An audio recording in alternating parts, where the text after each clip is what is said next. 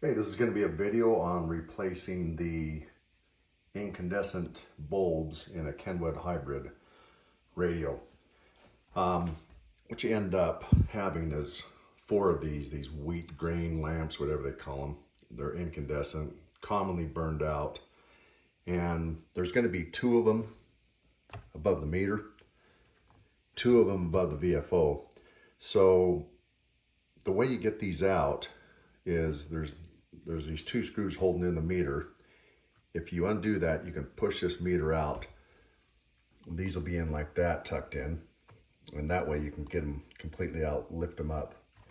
On this, what I did is there's the VFO, you can push that out, and then there's two screws, one there, that hold this unit, and you can see that the bulbs go right in there. Push that out, and then you can get the bulbs from the back side as well. So they'll all come over here. Here's where they're wired in. You're going to see this post here. There's going to be four of them, the negative side attached here, four down here on the positive. They're all by themselves on this post, but they're all red. All the leads that come off these are red. So cut the four off this. Be careful on this bottom one. There's actually two other wires connecting to that. Be sure you only cut the four red ones down there. And then you can pull the whole works and just rip it out. Okay? Right, you've got them out. So now, these are what I replace them with. These are the LED versions.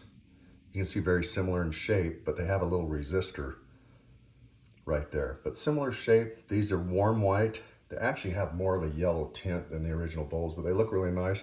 They already have the leads, and these leads are long enough that if you feed the leads from these, feed them underneath that meter to this post, and of course these two, you don't need to do any splicing. You can get these all in and make it look really good.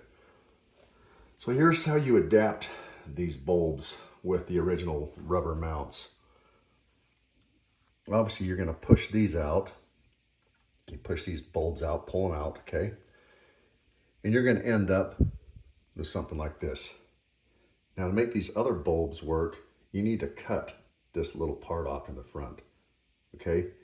Chop it right down flush, just with an X-Acto knife. So this little part that's sticking out there isn't there anymore. You'll just have this. Then you take a drill bit. You've got two little holes where the leads were going through.